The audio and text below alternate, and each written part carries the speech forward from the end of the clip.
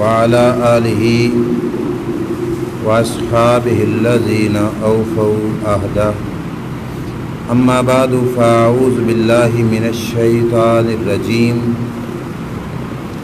بسم الله الرحمن الرحيم وَلَقَدْ أَنزَلْنَا إِلَيْكَ آيَاتٍ بَيِّنَاتٍ وما يكفر بها إلا الفاسقون صدق الله العظيم إن الله وملائكته يصلون على النبي يا أيها الذين آمنوا صلوا عليه وسلموا تسليما الصلاة والسلام عليك يا سيدي يا رسول الله وعلى آلك وأصحابك يا سيدي يا حبيب الله مولاي صل وسلم دائما أبدا على حبيبك خير الخلق كلهم منزه عن شريك في محاسنه فجوهر الحسن فيه غير منقسم يا أكرم الخلق ما لي من ألوذ به سواك عند حلول الحادث العمم ولن يضيق رسول الله جاهك بي إذا الكريم تجلى باسم منتقم رب صل وسلم دائما ابدا على حبیبک خیر الخلق کلہم۔ اللہ کریم جل شانہ کی حمد و ثنا اور حضور سید المرسلین خاتم النبیین امام الانبیاء حضرت محمد مصطفیٰ احمد مجتبیٰ صلی اللہ تعالی علیہ وآلہ وبارک وسلم کے دربار گہربار میں ہدیہ درود السلام بصد ادب و احترام عرض کرنے کے بعد معزز محتشم حاضرین و سامعین السلام علیکم ورحمۃ اللہ وبرکاتہ۔ رب کریم کے فضل و توفیق سے اور اس کے پیارے حبیب صلی اللہ تعالی علیہ وآلہ وسلم کی نگاہ رحمت اور شفقت کے طفیل نماز جمعہ کی حاضری کی سعادت نصیب ہو رہی ہے۔ دعا ہے خالق کائنات جل وعلا شانہ ہماری حاضری کو اپنے دربار میں شرف قبولیت عطا فرمائے اور اللہ کریم حق سچ بیان کر کے اس پہ عقیدہ رکھ کے عمل کی توفیق عطا فرمائے۔ معزز سامعین، سورہ بقرہ کی آیت نمبر 99 تلاوت کرنے کا شرف حاصل کیا۔ اللہ تعالیٰ اس کے ضمن میں حق سچ بیان کر کے عقیدہ رکھ کے عمل کی توفیق عطا فرمائے۔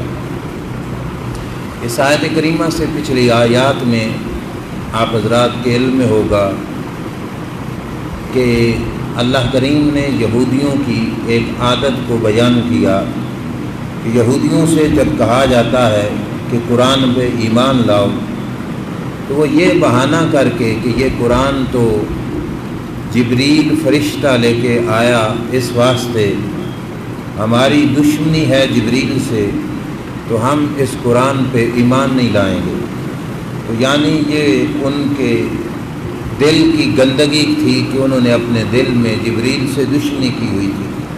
تو اللہ کریم نے پچھلی آیت میں ان کا یہ عمل بتایا اور اگلی آیت میں اللہ بتا رہا ہے کہ یہ صرف دل کے اندھے نہیں، یہ آنکھوں سے بھی اندھے ہیں کہ جبریل سے فقط دشمنی نہیں کی محبوب صلی اللہ علیہ وسلم، ہم نے آپ کو اور بھی کئی نشانیاں دی تھیں۔ وَلَقَدْ أَنزَلْنَا إِلَيْكَ آيَاتٍ بَيِّنَاتٍ، اے محبوب ہم نے آپ پر کئی واضح نشانیاں اتاری۔ وَمَا يَكْفُرُ بِهَا إِلَّا الْفَاسِقُونَ، فرمایا ان نشانیوں کا منکر اور ان نشانیوں کا انکار اسی نے کیا جو نافرمان تھا، حد سے باہر نکلنے والا تھا، اللہ تعالیٰ کی حدود کو پامال کرنے والا تھا، وہی ان نشانیوں کا منکر بنا۔ تو آیت کریمہ کے تحت رب نے بتا دیا کہ اے محبوب جو کھلم کھلا نشانیاں تھیں، یہود تو ان نشانیوں کو بھی نہ دیکھ سکے تو یہ آنکھوں سے بھی اندھے ہیں۔ اور دوسرا یہ اس آیت کریمہ میں کہ پچھلی آیتوں میں انہوں نے کہا تھا کہ ہم قرآن کا انکار کرتے ہیں اس وجہ سے کہ جبریل لے کے آیا۔ اللہ تعالیٰ بتاتا ہے کہ جبریل فقط قاصد تھا، درمیان میں واسطہ تھا، ایلچی تھا، دراصل کلام میرا ہے، میں نے اتارا ہے۔ اس آیت میں اللہ نے بتا دیا وَلَقَدْ أَنزَلْنَا إِلَيْكَ آيَاتٍ بَيِّنَاتٍ، اے محبوب صلی اللہ علیہ وسلم ہم نے اتارا ہے، یعنی نازل ہم نے کیا۔ جبریل فقط درمیان میں ایک واسطہ تھا، جو قاصد ہو وہ مجرم نہیں ہوتا۔ اگر کسی کو قاصد سے دشمنی ہو بھی صحیح تو وہ قاصد کو نہیں دیکھنا چاہیے، جس کو بھیجا گیا ہے اس کو نہیں دیکھنا چاہیے، جو بھیجنے والا ہے اس پہ نظر ہونی چاہیے۔ اللہ نے بتا دیا کہ بھیجا میں نے ہے، اگرچہ آنے والا جبریل ہے، بھیجنے والا میرے ساتھ تو دشمنی نہیں نا کسی کی، تو پھر قرآن کا کیوں انکار کر رہے ہیں؟ تو اس آیت میں اللہ کریم نے یہ بھی بتا دیا۔ اور تیسری وجہ اس آیت کریمہ کی یہ بھی ہے کہ اللہ کریم یہ بتانا چاہتا ہے محبوب ہم نے کوئی آپ کو صرف قرآن تو نہیں دیا کہ جو ایک ہی نشانی ہو جس سے آپ کی نبوت کی تصدیق ہوتی ہو، صرف ایک تو نہیں۔ وَلَقَدْ أَنزَلْنَا إِلَيْكَ آيَاتٍ بَيِّنَاتٍ، اے محبوب ہم نے آپ کو کئی نشانیاں عطا فرمائی۔ اب اس آیت کا مطلب ہوگا کہ قرآن سے ہٹ کر بھی کئی نشانیاں ہیں، کئی دلیلیں ہیں جو دلیلیں آپ کی نبوت پر دلالت کرتی ہیں۔ اے محبوب اگر ان کو قرآن سے دشمنی ہے تو باقی دلیلوں کو کیوں یہ نظر انداز کر رہے ہیں، باقی دلیلوں کی طرف کیوں نہیں دیکھتے؟ دراصل بات یہ ہے کہ محبوب جبریل کی دشمنی ایک بہانہ ہے، اصل مقصد ان کا ہے انکار کرنا، اور وہ بھی کس کا؟ قرآن کا بھی، اور اے محبوب صلی اللہ علیہ وسلم آپ کا بھی ان کا مقصد ہے انکار کرنا۔ دراصل جبریل امین علیہ السلام کو تو یہ بہانے کے طور پر استعمال کر رہے ہیں۔ تو یہ تین وجہ تھیں جن کی وجہ سے اس آیت کا ماقبل کے ساتھ تعلق اور ربط بنتا ہے۔ آیت کا شان نزول کیا ہے؟ امام فخر الدین رازی رحمۃ اللہ تعالی علیہ نے ذکر کیا، اور امام رازی نے حضرت عبداللہ بن عباس رضی اللہ تعالی عنہ کے واسطے سے یہ بات نقل فرمائی۔ امام رازی نقل فرماتے ہیں کہ جو کافر طبقہ قسم کا تھا، تھوڑا غور کرنا، ایک تھے مشرک مکہ والے اور ایک تھے حضور سے مدینہ والے۔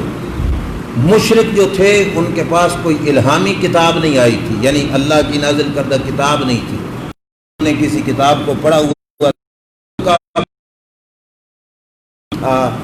بلکہ وہ تھے ہی مشرک، ان کے پاس پیغمبر حضور سے پہلے نہیں آیا ہوا تھا، وہ انجان تھے، امی بے پڑھے تھے، ان پڑھ قسم کے لوگ تھے، وہ مشرک تھے۔ اور دوسری طرف ایک ٹولہ تھا جو تھا یہودیوں کا، یہودی حضور کے دشمن بھی تھے، لیکن ان کے پاس الہامی کتاب تھی، یعنی جو اللہ نے ان پر کتاب نازل کی حضرت موسیٰ علیہ السلام پر، وہ ان کے پاس تھی، اور ان کے پاس دین بھی تھا۔ کون سا؟ موسیٰ علیہ السلام والا۔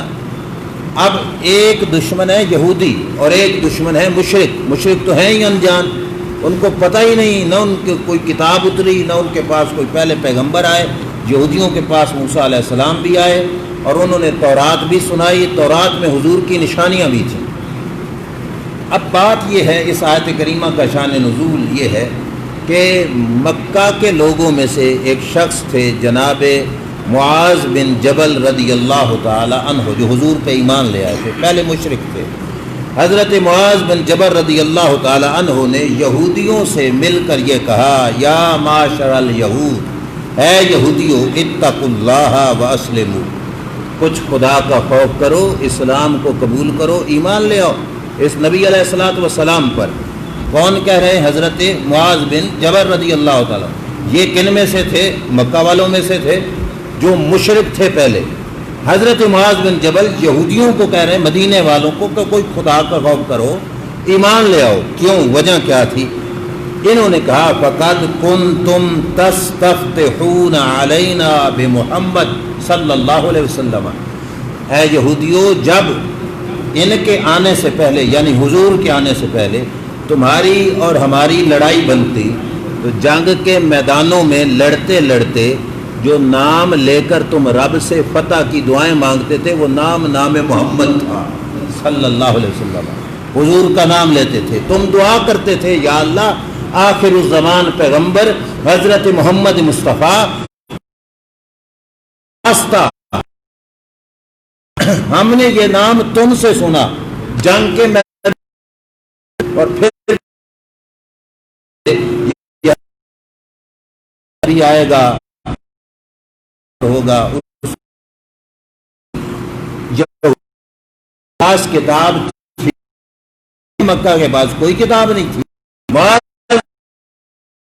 تم سے کہ یہ نشانیاں ہوں گی، ان کے پاس نحن اہل الشرک، تم ہمیں بتاتے تھے انہ مبعوث، کہ ایک نبی آنے والا ہے، وتصفون لنا صفاتا، تم ہمیں بعدہم، حضرت معاذ بن جبل نے کہا اب ہوش کرو، جن کا نام سنا، جن کی نشانیاں ہم نے تم سے سنی، ہم نے ان کو مان لیا تم سے سن کر، اور آج تم بے حیا بنے کہ تم ان کے انکاری بن گئے۔ اب یہودی کے پاس اور تو کوئی جواب تھا ہی نہیں، آگے سے کیا کہنے لگے ما جاءنا بشیء من البینات، ان کے پاس کوئی کھلم کھلا نشانیاں نہیں جن کو دیکھ کر ہم ایمان لے آئیں، اس واسطے ہم ان کا انکار کر رہے ہیں۔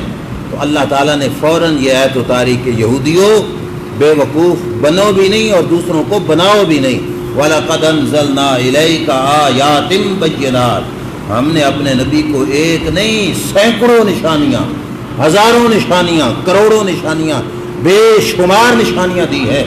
تسلی دے رہا تھا اے محبوب یہ انکار کر رہے ہیں تو آپ نے گھبرانا نہیں کہ میری تبلیغ میں کوئی کمی ہے، میرے سمجھانے میں کوئی کمی ہے، میرے بتلانے میں کوئی کمی ہے، یا مجھ میں کوئی کمی ہے؟ فرمایا نہیں محبوب یہ قطعاً بات نہیں، کمی ان میں ہے، خرابی ان میں ہے۔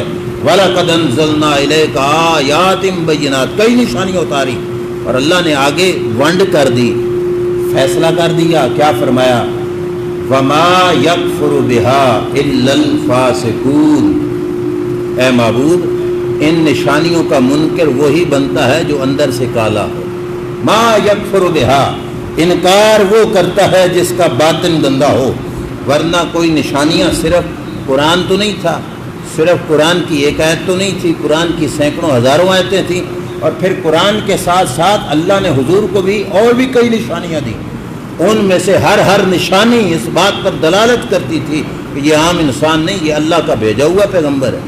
اب سرکار نے ظاہری طور پہ کسی مدرسے میں جا کے نہیں پڑھا تھا، نہ کسی سے عربی سیکھی تھی، نہ کسی سے جا کے کچھ پڑھنا لکھنا سیکھا تھا، لیکن اس کے باوجود جب حضور قرآن سناتے، جو عربی زبان کے الفاظ حضور سنا دیتے، میرے کے لیے آپ کے لیے عربی زبان کوئی نئی چیز ہوگی، لیکن جن لوگوں کی مادری زبان بھی عربی تھی، مطلب جو پیدا ہوتے عربی بولتے تھے، مادری زبان عرب والے، مکہ والے، مدینہ والے، ان لوگوں کی مادری زبان عربی تھی، جب انہوں نے کہا کہ نہیں یہ قرآن اللہ نہیں بھیجتا، یہ اپنے پاس سے گھڑ کے بیان کر دیتے ہیں، تو میرے رب نے بڑا پیارا چیلنج کیا، فرمایا وَإِن كُنتُمْ فِي رَيْبٍ مِّمَّا نَزَّلْنَا عَلَىٰ عَبْدِنَا فَأْتُوا بِسُورَةٍ مِّن مِّثْلِهِ، تمہیں کوئی شک ہے جو ہم نے اپنے بندے پہ اتارا کہ یہ اپنے پاس سے گھڑتے ہیں، ذرا جاؤ نا گھر میں بیٹھ کر تم بھی اس جیسی ایک صورت بنا کے لے آؤ۔ عربی کی طرح عربی بنانا مشکل تو نہیں تھا، لیکن جس فصاحت اور بلاغت اور مٹھاس کے تحت رب کا کلام اترتا تھا اس کا مقابلہ کون کر سکتا تھا؟ اللہ نے فرمایا فاتوا بصورت من مثلہ ودعوا شہداءکم، فرمایا خود نہیں اپنے بتوں کو بلا کے لے آؤ، اپنے بڑے بڑے عالموں کو بلا کے لے آؤ، اپنے وڈیروں کو بلا کے لے آؤ، سارے رل مل بیٹھو اور زور لگاؤ کہ اس قرآن کی ایک آیت تو بنا کے لے آؤ۔ لیکن فرمایا فَلَمْ تَفْعَلُوا وَلَنْ تَفْعَلُوا، فرمایا میں بتا رہا ہوں کہ یہ اگر میرا نبی اپنے پاس سے گھڑتا تو پھر تو تم بھی بنا لیتے کہ وہ انسان ہے، تم بھی انسان ہو، تم بھی اس طرح کا بنا لیتے، فرمایا لَمْ تَفْعَلُوا، نہ تم کر سکو گے، وَلَنْ تَفْعَلُوا، اور ہرگز تم نہیں کر سکو گے، فَاتَّقُوا النَّارَ، بندہ بن جاؤ، اللہ کی آگ سے بچو جو جہنم ہے، ایمان لے آؤ۔ تو یہ ایک نشانی تھی رب کی طرف سے کہ تمہیں شک ہے کہ اپنے پاس سے ہے، تمہیں کوئی ڈاؤٹ ہے تو تم اس جیسا بنا کے لے آؤ۔ اور پھر نشانیوں کے حوالے سے یہ بات ذہن میں رکھیے کہ صرف ایک نشانی ہوتی تو اور بات تھی، اللہ نے اپنے پیغمبر صلی اللہ علیہ وسلم کو کئی نشانیاں عطا فرمائی۔ حضرت مفتی احمد یار خان نعیمی رحمت تفسیر نعیمی کے اندر لکھا کہ اللہ نے اس محبوب کے ہاتھوں سے پتھروں کو بلوایا، درختوں کو چلوایا، ڈوبا ہوا سورج واپس پھر آیا، آسمان کا چمکتا ہوا چاند حضور نے توڑا، جانوروں کی شکایتیں سنی، ان کے مسئلے حل کیے، جانوروں نے زبان بول کر حضور کی نبوت کی گواہیاں دیں۔ یہ ایک نہیں کئی نشانیاں تھیں، ماننا ہوتا تو ان سے مان جاتے، اور جن کی قسمت میں تھا وہ مانے، ان کو دیکھ کے مانے، ان نشانیوں کو مانا، دیکھ کے مانا۔ شفا شریف میں حدیث ہے، ایک یہودی بکریاں چرا رہا تھا، عرب شریف کا علاقہ، اور اچانک بھیڑیا آیا، اس نے بکری اٹھائی اور اٹھا کے بھاگ گیا۔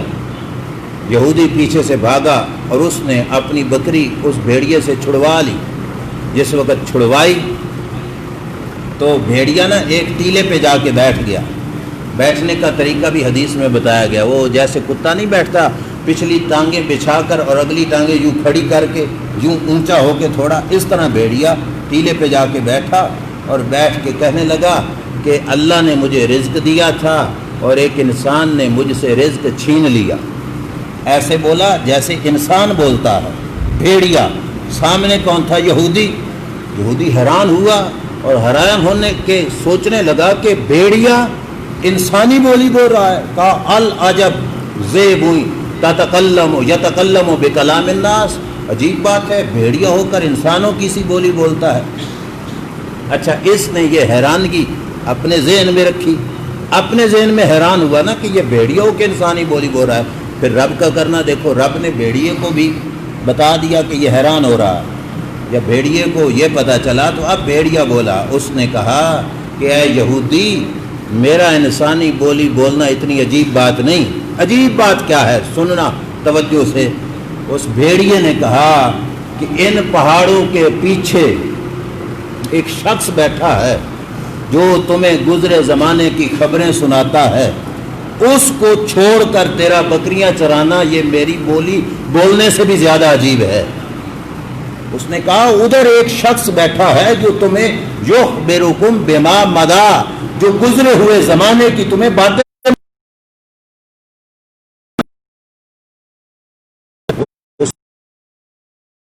بکریاں چرا رہے ہو، یہ اس سے بھی عجیب بات ہے، میرا انسانی بولی بولنا اتنی عجیب بات نہیں۔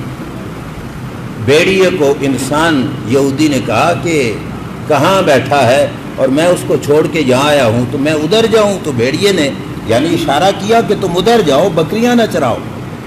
اب اس کو ایک شک گزرا یہودی کو، شفا شریف کی حدیث ہے، یہودی کو شک گزرا کہ شاید بھیڑیا چلاکی کر رہا ہو، مجھے ادھر بھیج کر میری بکریاں کھانا چاہتا ہو کہ میرے ہوتے ہوئے اس نے ایک بکری اٹھا لی اور مجھے کہتا ہے پہاڑ کی دوسری جانب جاؤ، اس بندے کے پاس جاؤ، پتہ نہیں کوئی ہے بھی صحیح کہ نہیں، اور ادھر سے یہ کہتا ہے تم ادھر جاؤ، بکریاں یہاں پہ چھوڑو، شاید یہ بکریاں میرے آنے سے پہلے کھا جائے۔ اب یہودی ڈبل مائنڈ ہو گیا، اس کا ڈبل ذہن کہ ادھر جاؤں، یہ بھی ایک ذہن میں تھا کہ وہ بندہ مل کے تو آؤں کہ جس کی بات یہودی یہ بھیڑیا بتا رہا ہے، اور ادھر سے اسے خطرہ اپنی بکریوں کو بھی تھا۔ اب بھیڑیا پھر بولا، بھیڑیے نے کہا جاؤ، جا کے مل کے آؤ، تیرے آنے تک تیری بکریوں کی رکھوالی میں کرتا ہوں۔ یہ کوئی چھوڑی نشانی تھی؟ اب یہودی گیا، پہاڑ کے پار گیا تو مدینے کے تاجدار نبی با کمال سید المرسلین امام الانبیاء صلی اللہ علیہ وسلم صحابہ کے جرمٹ میں تشریف فرما تھے۔ یہودی نے جا کے دیکھا تو واقعی حضور علیہ الصلوۃ والسلام موجود ہیں۔ جب یہ ملا تو میرے محبوب صلی اللہ علیہ وسلم، بھیڑیے نے کہا تھا نا وہ بات بتاتے ہیں جو گزر چکی ہے، سرکار نے اس یہودی کو بلایا اور بلا کے فرمایا ادھر آؤ، جو تجھ پہ بیتی ان سب کو سناؤ، جو تجھ پہ بیتی ان کو بھی سناؤ، کیا ہوا تیرے ساتھ۔ اب سرکار تو دیکھ رہے تھے اسے کے ساتھ کیا ہوا، اس نے کھڑے ہو کر سب کچھ سنایا۔ میری بکری بھیڑیے نے اٹھائی، پھر آگے جو ہوا بہرحال اس نے سارا کچھ سنایا۔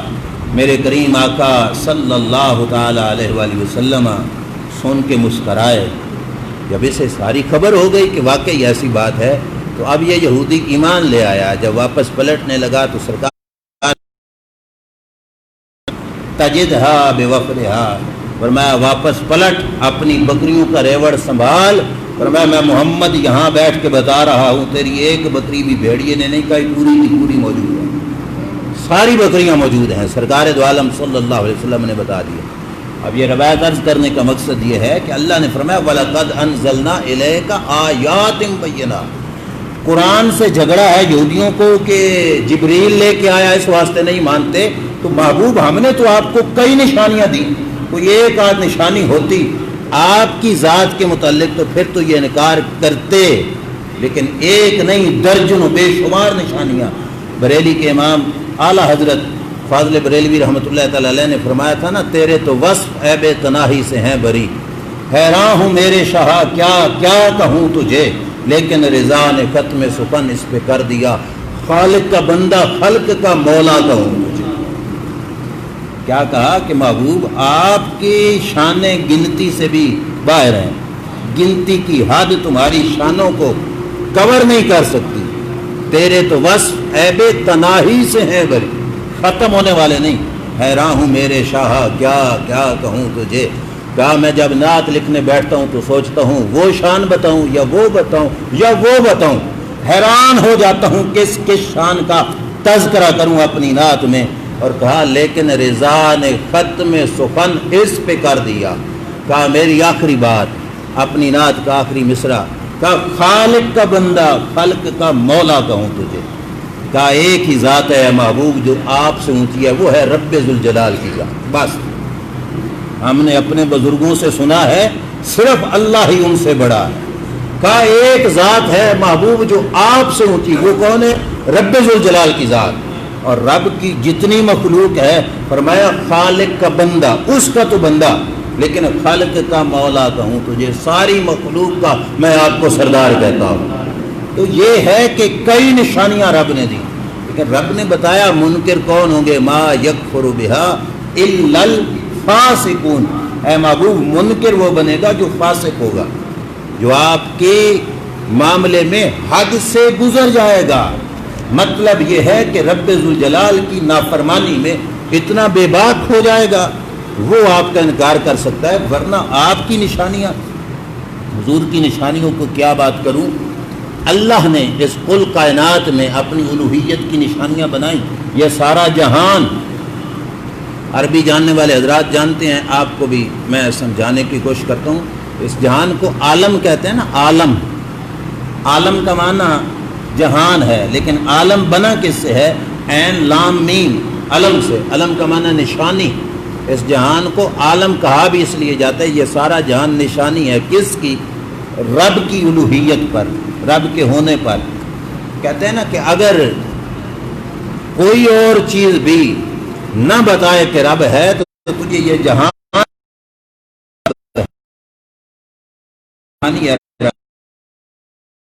میں سے کسی نے بارے میں رب نے اتنا پاورفل لفظ نہیں بولا۔ اللہ نے حضور کی ذات کو فرمایا من ربکم، فرمایا میری سب سے بڑی نشانی حضور کی ذات ہے جو میں نے بھیجا ہے تمہاری طرف۔ حضور جس ذات کو رب اپنی نشانی کہے، پھر اس کے پاس سمجھنے والا ہوتا تو اس محبوب صلی اللہ تعالی علیہ وآلہ وسلم کے کسی ایک سمجھ جاتا کہ یہ واقعی اللہ کے سچے رسول ہے۔ شریف میں ایک شخص آیا تھا عروہ بن مسعود ثقفی، بعد میں اس نے کلمہ پڑھا رضی اللہ تعالی عنہ،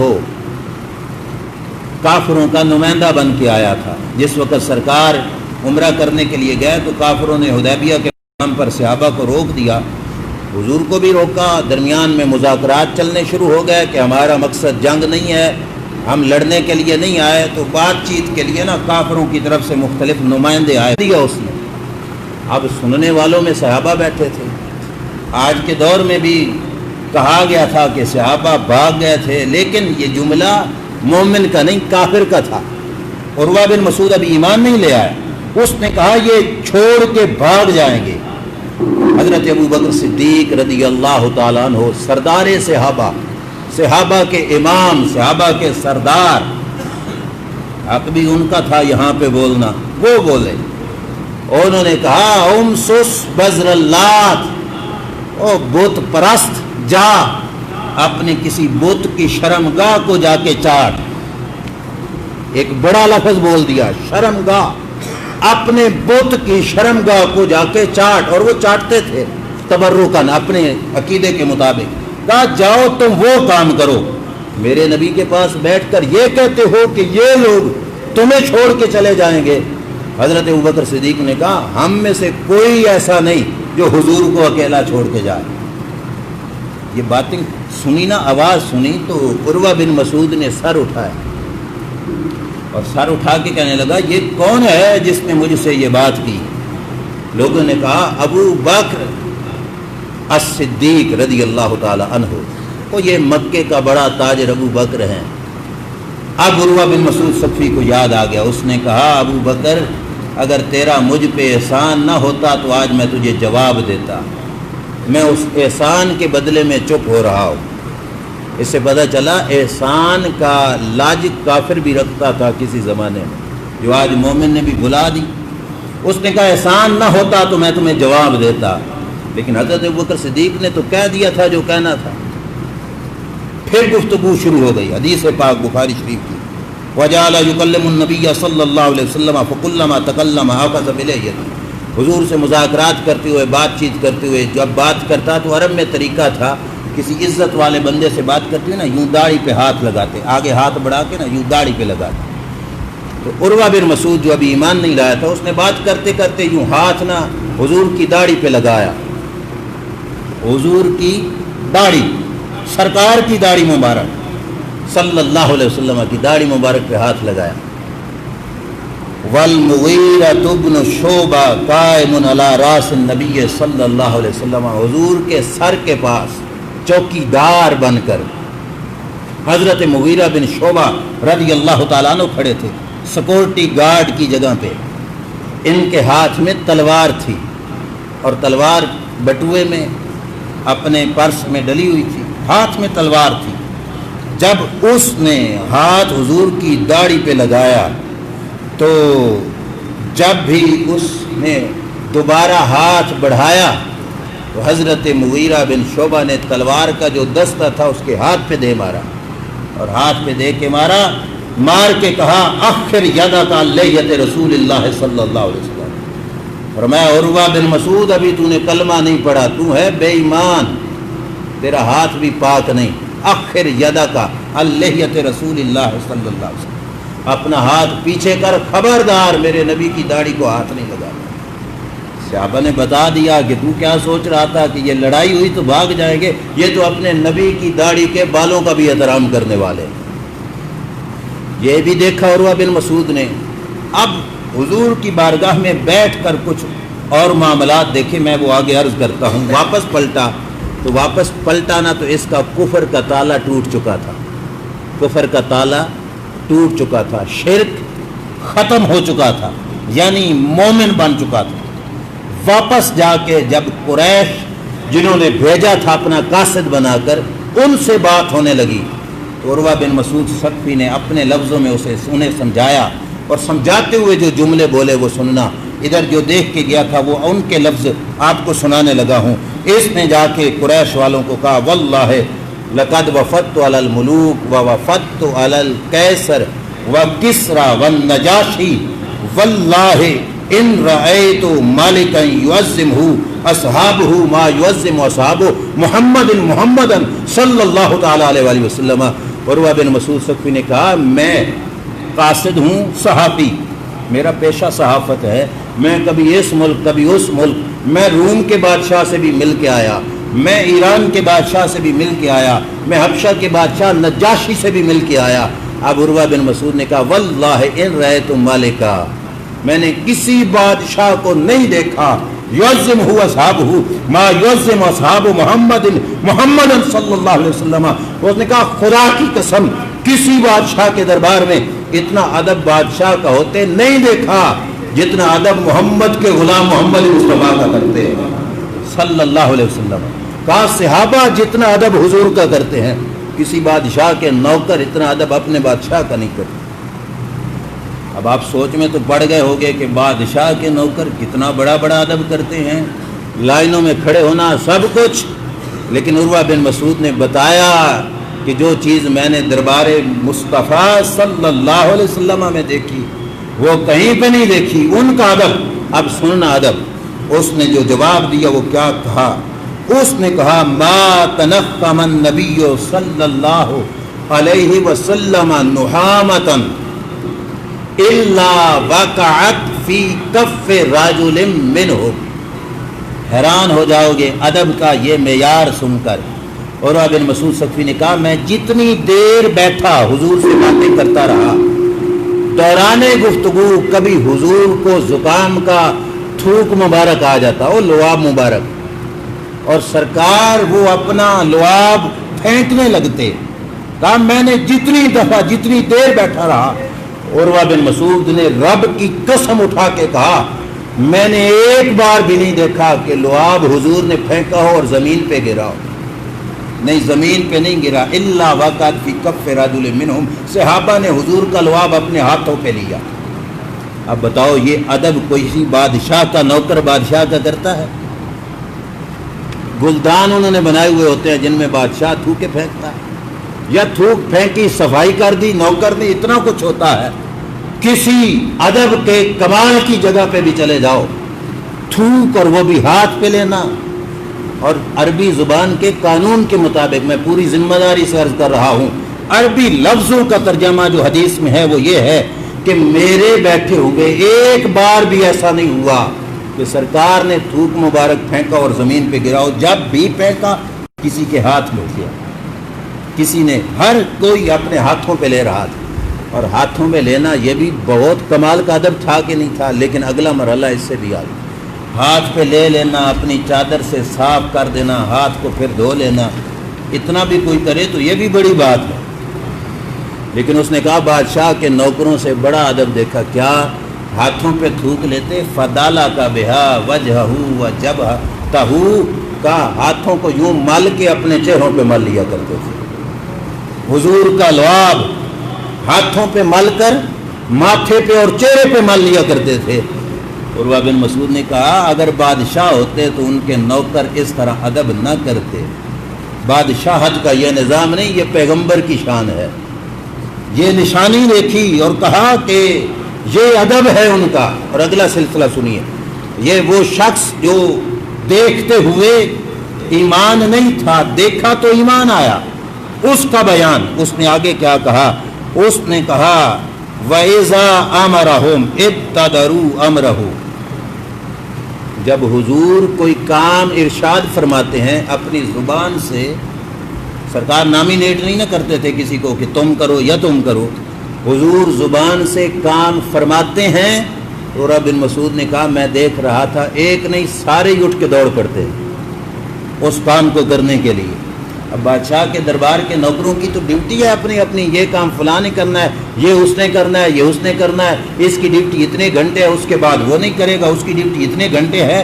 نوکروں کا ملازمت پہ رکھے ہوئے نوکروں کا مقام اور ہوتا ہے, اور بغیر پیسوں کے بکے ہوئے غلاموں کا انداز اور ہوتا ہے. صحابہ کا ادب کہ حکم حضور کی زبان سے نکلتا, ایک کے لیے سارے اٹھ پڑتے کہ ہم کرتے ہیں. اس نے کہا یہ بھی ادب دیکھا. اور آگے سنیے وَإِذَا تَوَدَّا كَادُوا يَقْتَتِلُونَ عَلَى وَضُوئِهِ. اس نے کہا میں نے یہ بھی دیکھا کہ جب حضور نے